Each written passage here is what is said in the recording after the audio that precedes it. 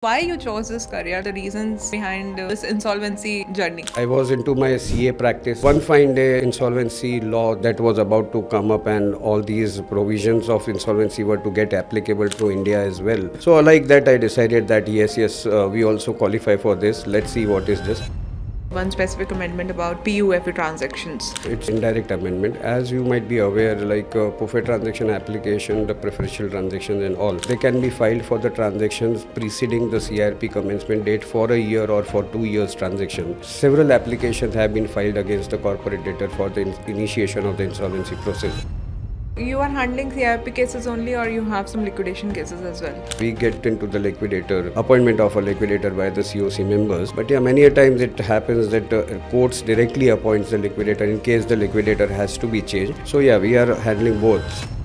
There is forced liquidation. Sometimes promoter also forces to do the liquidation. What is your take in that? Have you ever faced any kind of challenge? We have never faced such a situation where someone or some of the creditors or the promoters, that is, I think, so rarest of the situation that might be happening. It has been a crazy journey.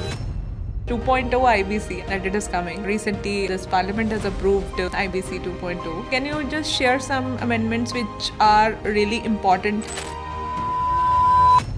The security interest will be only possible when there is a contractual agreement between the two parties. Just by the mere operation of law, government dues could not be considered as the secured creditors. Any facts, any figures which you want to elaborate about these transactions? I think so. PUFE transaction application, 1800 plus applications have been filed. They are pending with NCLT. 200 plus applications would have been disposed of till date. And amount of more than 4 lakh crores is the amount of PUFE transaction application have been filed with the NCLT. Hello friends, I Karishma Rishabh Varshney welcomes you all on the behalf of IPA of Institute of Cost Accountants of India to the podcast series for insolvency professionals. Today we have a very special guest with us, Mr. Sunit Shah.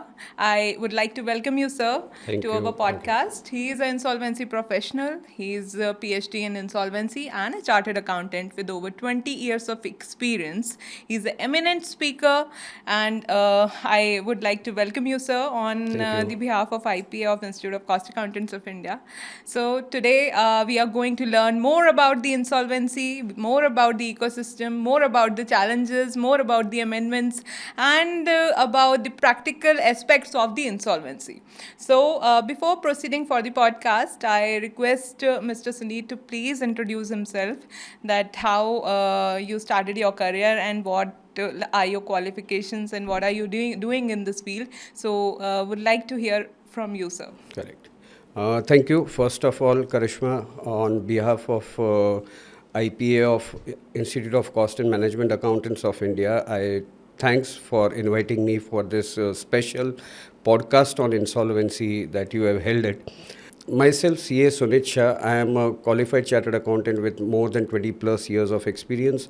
I am a managing partner in Skies and Company Chartered Accountants, and now I am a qualified insolvency professional since 2017, and I am the managing partner as well of Skies Revival and Restructuring, that is IP entity that has been formed as per the regulations of the IBC code. And so we are now planning to, till then we were practicing in the individual name, and now we have started with practicing in the insolvency professional entity as well, where we are already having an AFA insolvency professional entity, and now slowly and gradually we'll be taking up the matters in the insolvency professional entity as well. So that is the experience. I have handled more than 25 plus matters individually, because insolvency professional entity has just taken off and new matters will be coming up soon into that. With over claim size of more than 30,000 crores I have already handled. In our insolvency professional entity, we have almost 6 partners spread across India. Ahmedabad, Delhi, Chennai, Hyderabad, every place we have our offices with qualified and experienced insolvency professional joined our IP entity as well. That's so nice to hear, and that's rare that people are doing like their PhD in insolvency, and that's really nice to see hear about this. Why you chose this career? Like, what are the reasons behind this insolvency journey? How Yeah. you started your career in this field? I was into my CA practice. आराम से practice कर रहे थे. So one fine day, insolvency law that was about to come up, and all these provisions of insolvency were to get applicable to India as well. And with this, there was a course. I was sitting with my friend, and where in his office he saw something like a IBC पे course launch हुआ है. तो IBC पे course करते हैं because our CA institute keeps on launching so many post qualification courses, and which we keep on doing. So like that, I decided that yes, we also qualify for this. Let's see what is this. After qualifying, it took me attempts, rather one or two attempts, and then I got qualification into this IBC. But post that, it was like that. It was just one of the degree that I got, or the post qualification course that I did. I was never hopeful, or I never thought of rather that this profession will turn up to be a career changing field, or it will change the entire career of what the compliance practice that we were doing in the CA. But it has been a crazy journey, I would say, since we have been into this insolvency practice. A complete shift of focus, a complete shift of career, so far as the CA practice and the insolvency practice is concerned. So the journey has been I would say 15 years of journey in CA practice and 7 years of journey into IBC practice has been something extraordinary and something worth knowing, and rather worth documenting for. Yeah, that's true. So, in this field, you have handled 25 cases, right? So, 25 cases, how was your journey? What are the challenges which you faced in this? आपको कभी ऐसा लगा कि नहीं नहीं ये तो बहुत difficult हो रहा है, ऐसा कुछ कभी आपने face किया? Yeah. So as I said, CA was more of into the compliance practice, like audits, taxation, the GST, or whatever be the bank audits and all the finance practice that we were into for years. It was like it was achanak ye. It was we were in the initial breed of the insolvency professional who would have qualified the insolvency. So it was more of it, the legal backing was much more required for this insolvency practice. So one fine day, one of my friend who was a lawyer, qualified lawyer, calling me, okay, there is one insolvency matter that is to be done. And as I'm aware that you just qualified from the social media and all this, so whether you'll be handling the matter. So quickly my reaction was that, okay, oh wow, let's go for it. And so I gave my consent, which is required as per the IBC code, and the consent was given. And one fine morning, the matter gets admitted into NCLT. During that time, we were not so aware that this is how the insolvency process will work. So it was very much new to me when in 2018 I got my first matter, and fortunately or unfortunately, I would say it was the matter amounting to claim size of more than 7,000 crores.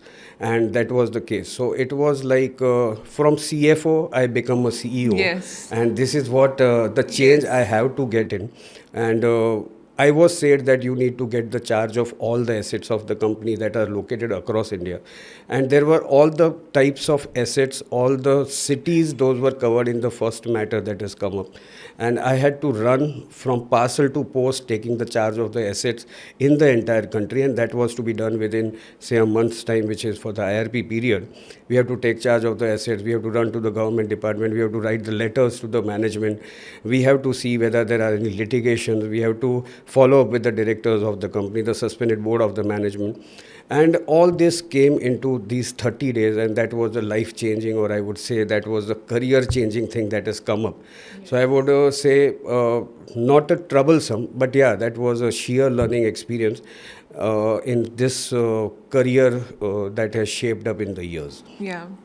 So that's nice. But sir, in the terms of challenges I'm talking about, like there are COC, there are promoter directors and creditors. So, have you faced any kind of challenge from their side that, like whether they have, there is some kind of non-cooperation from their end, or if you can Correct. just discuss about that too. Yeah, so challenges, if I say the main challenge is about the data. So I would say data is the new oil, which is the saying that goes in the country and now in the entire universe, I would say. So Right. data is the new oil, I would say.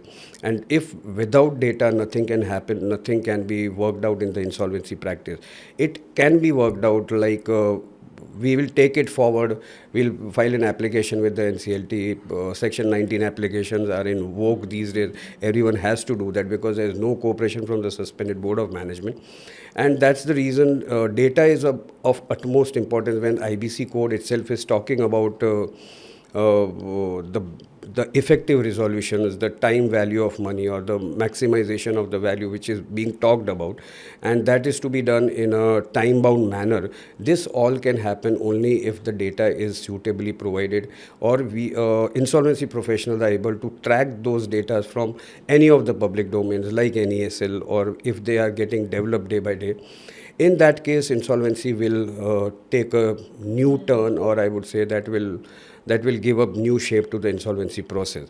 But yeah, this is the biggest trouble, I would say, कि non-provision of data by the suspended board of management, yes, due to which the transaction audits which are to be conducted are not getting effective solution or logical ends to the transaction audits. Also, I would say not getting the effective resolution, not getting the maximization of the values, because so many assets are hidden, so many assets are revealed after a particular time frame has elapsed, and that leads to a difficult situation in the insolvency process.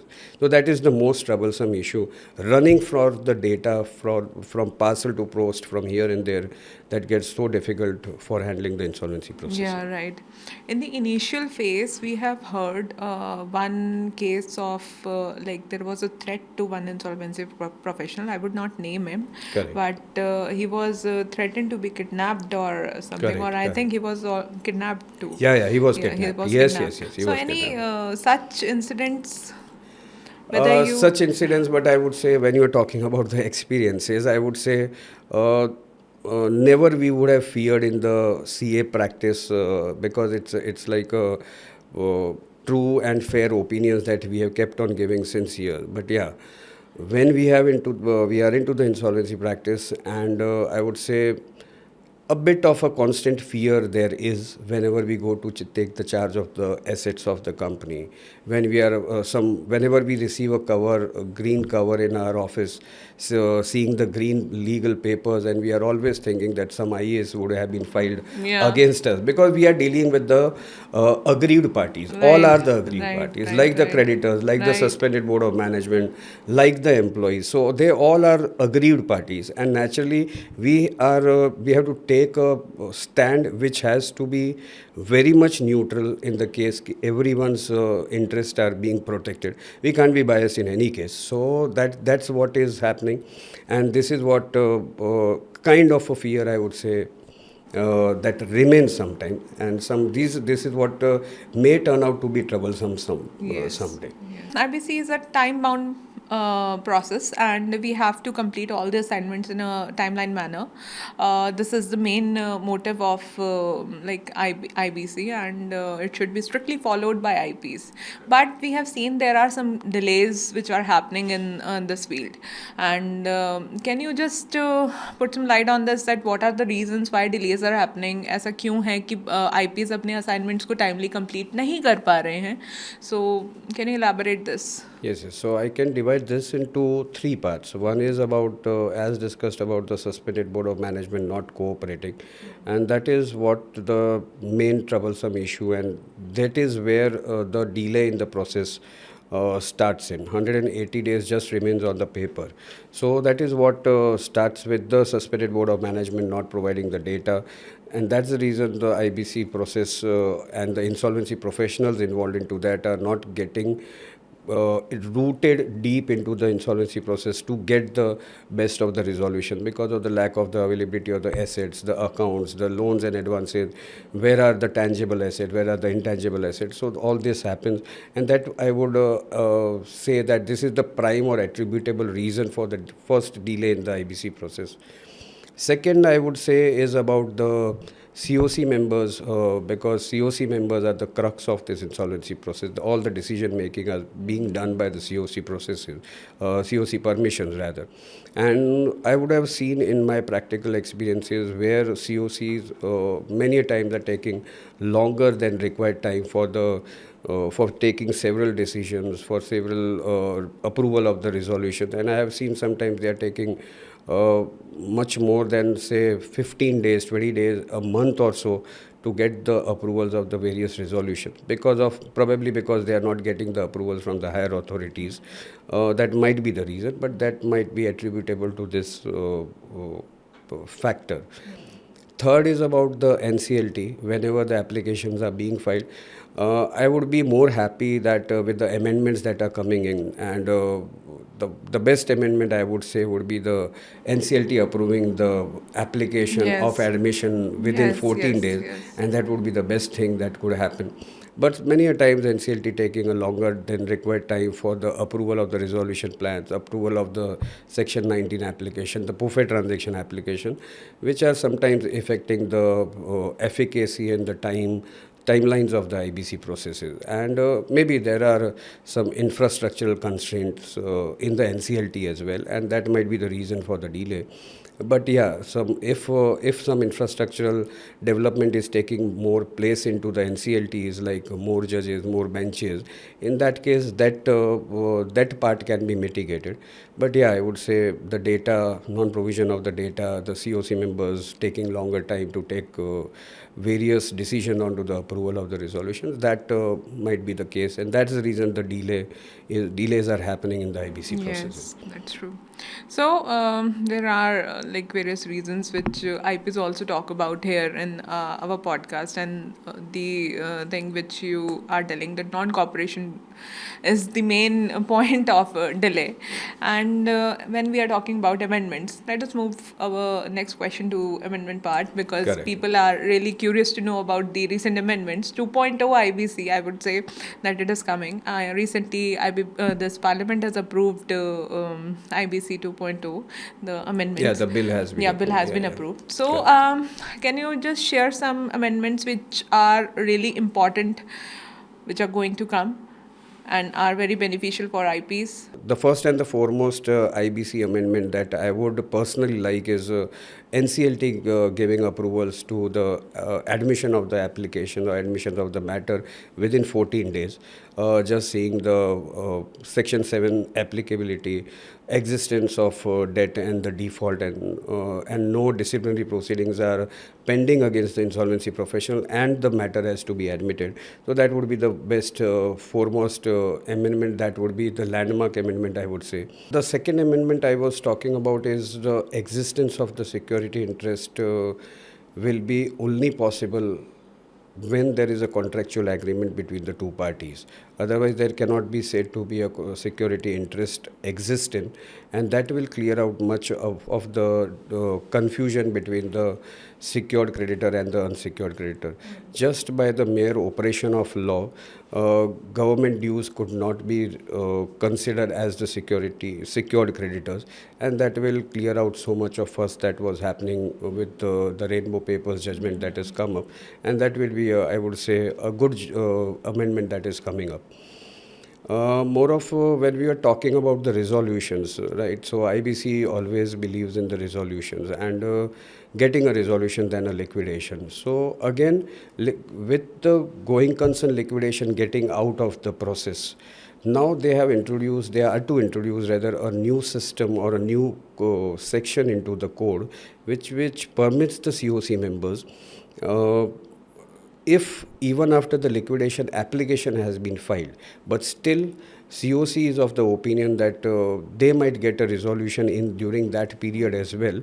So by a mere approval of the resolution by 66% majority of the COC members, they can call back this liquidation application from the NCLT, and they can rerun the process of the CRP. So we can see this is more of about getting an effective resolution even after the liquidation has been placed as an application with the NCLT. Along with that, there is one more section that is being introduced, and that section 31, which states about uh, approval of the distribution pattern after approval of the resolution plan can be done, and that separate application can be filed with the NCLT about the distribution pattern. Because many a time what happens, even after the during the approval of the resolution plan stage, there are so much of discussions that is happening between the COC members so far as the distribution is concerned, and that will be taken off because of this section that is coming in. So now resolution plan can be separately approved, and after 30 days they can file a separate application for the distribution pattern that will be applicable post this approval of the resolution plan by the NCLT. So this is a good move. This is a good section that is coming in. Let me just ask one more question from you about the amendment. There is one specific amendment about PUFE transactions. So, can you just share what is that amendment? Like, how is it now? What are the benefits and the challenges in this PUFE? Correct. after Yeah. this? There is one important amendment that has come up so far as the POFE transaction application is concerned. So I would not say it's a direct amendment. It's rather an indirect amendment. As you might be aware, like POFE transaction application, the preferential transactions and all, except the Section 66 application, they are being filed. They can be filed for the transactions preceding the CRP commencement date for a year or for 2 years transaction. And many times it would happen that several applications have been filed against the corporate debtor for the initiation of the insolvency process. And in that case, the date that CRP gets admitted of any of the creditor, the date of order was considered for the cutoff date of the 2 years transactions, analyzing of the 2 years transaction for the POFE transaction application. But now with this amendment, any number of applications that have been filed against the corporate debtor for the initiation of the insolvency process. So first application filed against the corporate debtor for the initiation of the insolvency process will be considered as the cutoff date for calculating the 1 year or the 2 year period so far as the POFE transaction application is concerned. Okay. So that is a very good amendment so far as the POFE transaction applications will be concerned, and getting the determination of the POFE transactions, that would be much more beneficial with this amendment that is coming in.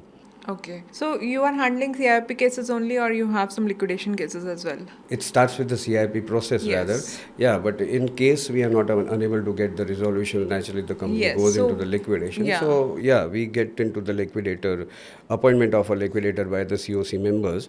But yeah, many a times it happens that courts directly appoints the liquidator in Yes, case the that's the thing. liquidator has to be changed. So yeah, we are handling both. So CRP matters, liquidation, and also the personal guarantors matters as well.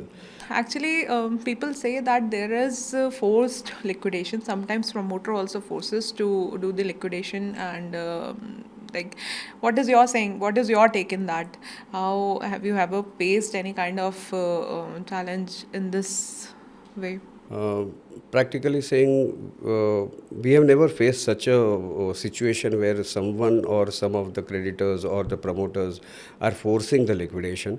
That had never happened in our case. But yeah, heard sometimes that this sometimes happen that because of the several non-availability of data, making calls to the promoters or directly, indirectly, and all these things are happening, and that might lead to the liquidation, which is not at all the perspective of the insolvency process. And I would say that is I think so rarest of the situation that might be happening, because the insolvency process is completely guided by the regulation, rules, and the provisions of the IBC code. Also, there is IBBI who is always constantly monitoring the processes. Yes, true. The COC is always there who is constantly monitoring the processes, and we have not come across, but I think so that might be the rare situation. Yeah, in any case, any situation, any economy, there has to be certain things which might go wrong. But that might happen rare. That is what my thought on this is. Yeah. So, okay, that's very nice कि आपको कभी ऐसा face करने को नहीं मिला, Nothing. and that's really good. That shows that how compliant you are about all the process and the thing. So, if we talk about this all process of IBC, this is compliance driven. Correct. So compliances, what is your take? Are you burdened by the compliances, or are you like comfortable with that? Yeah, so I would say that compliance was felt so burdensome, so heavy when we started with the practice, because each and everything has to be reported to the authorities, to the committee of creditors, to the insolvency professional agencies. Yes. So all this has to be reported. There were too much of compliances that was happening, and that was demanded from the insolvency professionals by the Regulators. by the regulators rather.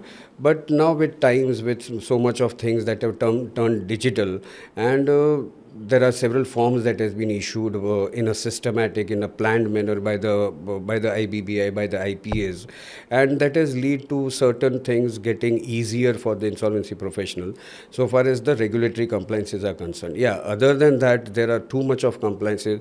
So many a times it happens that I'm sleeping in the night and अचानक नींद खुल जाती है, and I feel that oh, this compliance is still pending. Yes, And because literally this has been the case, and I just get up, I put this as a reminder that tomorrow I need to intimate to the team to mail to those stakeholders which we have missed during this day or last week. So this kind of burden, I would say, but that's the part of the process, and this is the kind of practice that we are handling and that we have to handle and we chose to handle. So that is the case. yeah, actually, it is all time bound thing. Like if you have to comply, you have to comply in a time bound process. But now regulators, IP and IBBI, we have come up with the integrated reporting system. So you don't need to report each and everything separately to IBBI, separately to IPS. Now we have a Correct, integrated that's thing. So integrated. it's easier to for IPs to report now. Right. So we have code of conduct for IPs, and they have to maintain ethical standards all the time. So what is your say in that? Like in this challenging environment, how are you able to like always be ethically correct in this field? Yeah, so I would say we are professionals in any of the profession. When we see whether that be a chartered accountancy, CS or ICMA, there has to be code of conducts which have been prescribed by the regulators, and those professionals are the best or do the best in future who are actually abiding by the ethical standards, and they go the long run practices, and this is what the experiences are. Now when we are talking about the insolvency practice, we are indirectly handling the public money which was involved into getting the assets of the corporate debtor. So banks money are involved, creditors money are involved. So we are handling all those assets as a matter of trust. We are the trustees of those assets, where we need to get the resolutions of this processes or the corporate debtor done. And hence we have to be much more ethical. We have to be much more having the double dose of integrities, because you are given the entire dose of the entire package of the corporate debtors, land, building, plant and machinery. All the assets lies with the insolvency professional, and there comes where integrity comes into the play. And when we are dealing with such public money indirectly, and when all the assets of the corporate debtors lies with the insolvency professional, we are expected to have the best of the integrity and best of the ethics, to have the long run practice and get the resolutions done in this insolvency practice, which is and getting the best for the corporate debtor. And this is what we are supposed to do, and that is the reason we are being appointed. Yes. So that is to be done. That's true. So it is really nice to see IPs like you who are always like ethically correct in their field, and that's the main requirement of I would say this profession. Okay, it is very challenging profession. My question is like, how are you able to manage your work-life balance? Like, it is very stressful also, and IPs feel really like you told कि रात को उठ के आपको एकदम याद आता है कि ये Right. compliances करने हैं, तो it is really stressful. So आप कैसे manage करते हो? How are you able to maintain the work life? Yeah, so as I said again, with coming into this insolvency practice, mental work-life balance is still we'll be able to manage because we are having some good team, we are hiring some good team, they are doing the back office work. Now things have become better in the sense the compliance is concerned, but still I would say the emotional balance, I would say it's continuously on the wavy side of the day. Like we are always with the thought that something would have been left because so many authorities or so many regulatories we are dealing in day out. So if we go to take the charge of the assets sometimes, and कभी हो सकता है कि we have seen 3 to 4 offices or the 4 factories we have taken charge of.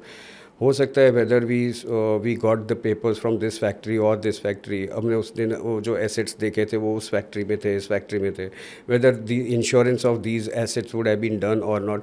So many thoughts keep on coming in, and that's the reason you are not constantly at peace. So because we want to do the best, and thought ये है कि कुछ रह नहीं जाना चाहिए. अगर रह गया तो we would be at the fault first of all. So we as a professional, we would not be doing the best of the practice, more of the regulatory bodies, more of the public money that is involved. So many things that come into mind, and that sometimes takes away your peace of mind. So that is what is happening. So still, yeah, work-life balance we have to maintain. But yeah, this things keep on happening so far as the insolvency practice is concerned. So you have a team of how many people? So we have a team of almost 25 plus people who are working for this insolvency practice, and which involves like those who are. We have team of people going to take the charge of the assets. We have Okay. team of people who are doing the the compliance part of it. We have team of people who are doing the regulatory compliance as part of it. There is lot of communication that is required. Even a single liner mail in the which is being missed by us will sometimes takes a toll onto us in the later stages when the litigation might kick in. And so we have to be very specific so far as the communication is concerned, and communication or is the key to the insolvency practice, I would say. We have to keep on communicating with the stakeholders, with the promoters, with the suspend board of management, with the employees or whosoever that is coming up those who are into the insolvency practices, where we are the processes is running and there are so many mails that are shooting up, and we have to keep on replying the suitable replies or the legal replies that we need to keep on doing. Otherwise, that might lend us into the troubles of not doing the practice effectively. So this is what the communication is the key so far as the insolvency practice is concerned. So you have a team of how many people? So we have a team of almost 25 plus people who are working for this insolvency practice, and which involves like those who are. We have team of people going to take the charge of the assets. We have Okay. team of people who are doing the the compliance part of it. We have team of people who are doing the regulatory compliance as part of it. There is lot of communication that is required. Even a single liner mail in the which is being missed by us will sometimes takes a toll onto us in the later stages Yes.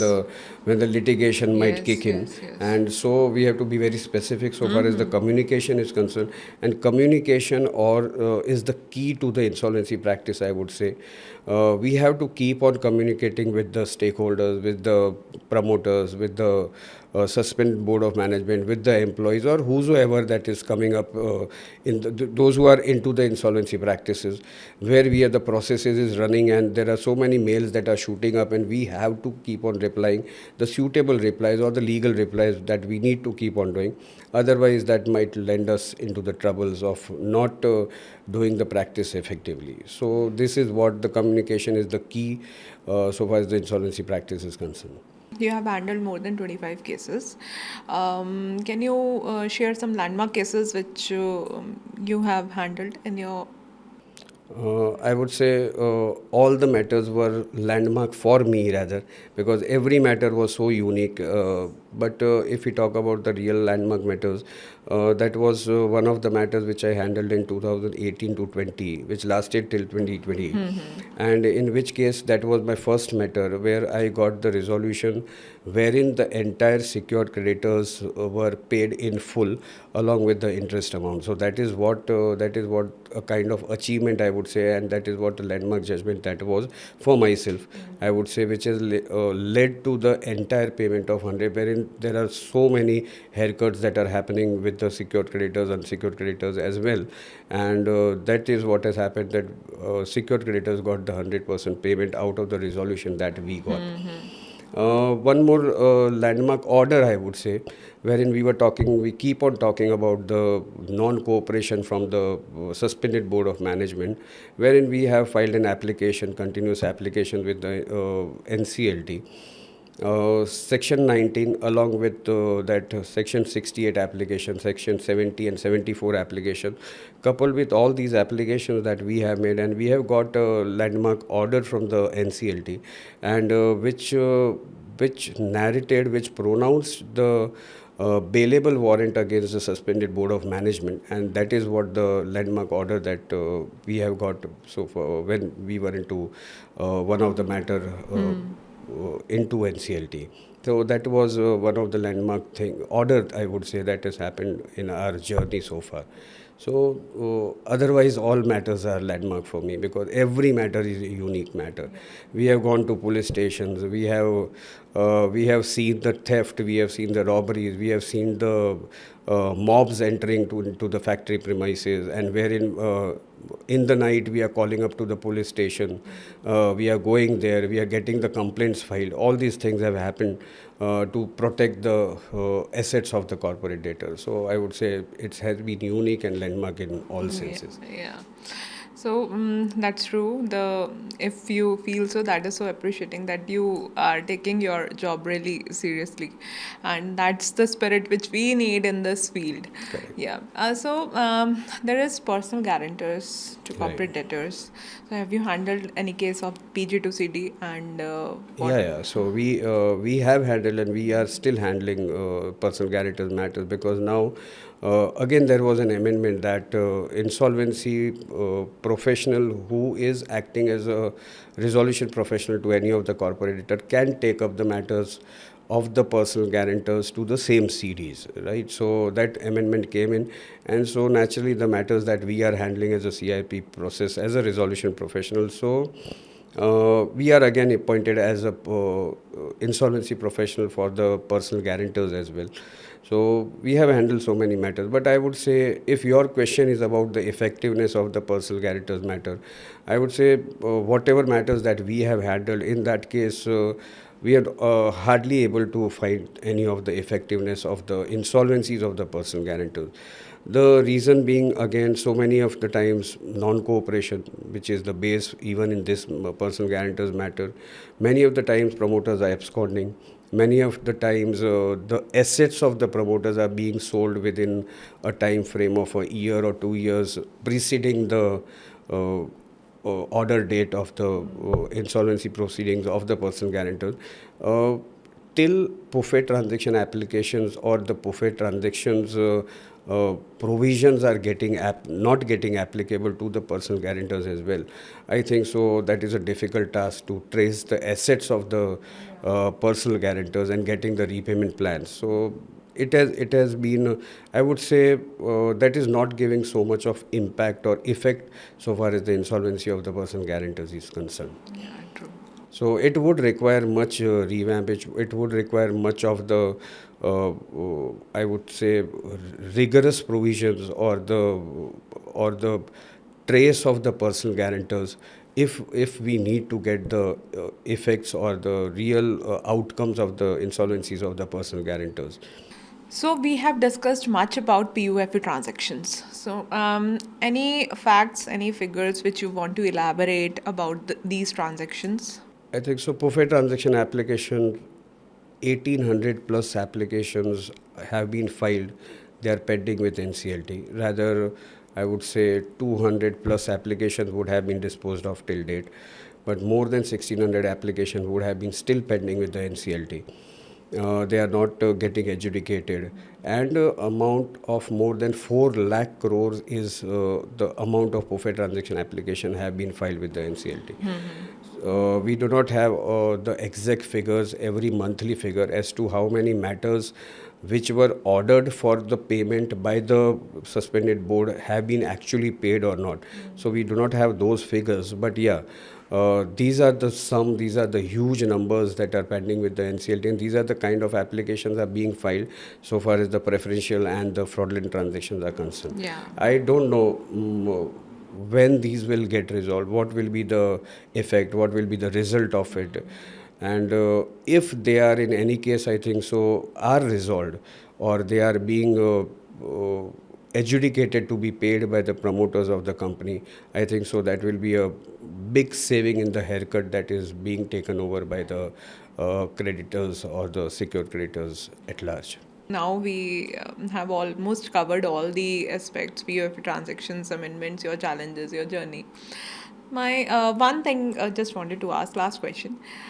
We need support system in this IBC ecosystem, Correct. and that IPs are always looking for young professionals to work with them. Right now, we are trying to spread awareness among the young professionals about IBC. But what do you say? What learnings they should take up in their career, and what are the career aspects for them in this field as a successful insolvency professional? What is your take on that? I would request you to please reply to the audience so that they are also encouraged about this Right. profession. So every profession like CA, CS, ICWA are doing great in there with their curriculums.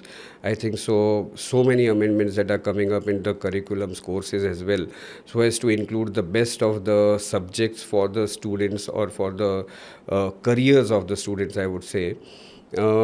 But I say, so far as the insolvency chapters are now getting included in all the curriculums, rather CA, CS, ICMA, everywhere these chapters are being included. So you can appear for examination at any point in time. Although you cannot practice as an insolvency professional, because for that you need to get an enrollment. There are so many conditions as prescribed by IBBI. But yeah, if you give those examinations, these are the best examination of IBC that are happening, that is limited insolvency examination. And then you can assist on to some professionals who are into IBC or the restructuring practice.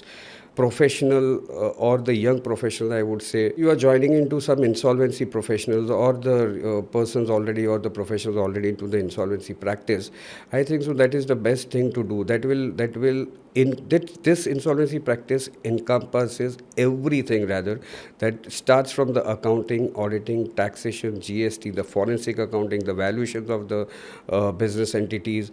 And more of you can have your investigative mind always into the play. You can explore your who, why, hows in this insolvency practice, which is kind of a practical exposure that you will be getting. Say after 10 years you are getting qualified as an insolvency professional, you will be actually turning yourself from finance to CEO kind of a thing. You will be able to run the businesses individually as well. I would say that entrepreneurship qualities that you will be building up because of this examination and because of the assistance to all these practitioners in the field, I would say that is the best thing to do. And this is what I would say. So many people working with us, young professionals, I would say they are doing the best into field, because I have seen personally, rather, person who has joined us say 3 years back, 5 years back, and now when I see them, I think so their level of questioning, the level of reasoning, the inquisitiveness has shown up to the best levels, I would say. Yeah, that's true. Not only assisting IPs, there are lots of other field also in this profession, which like young professionals can take, such as they can work with big fours into restructuring. They can be in banks.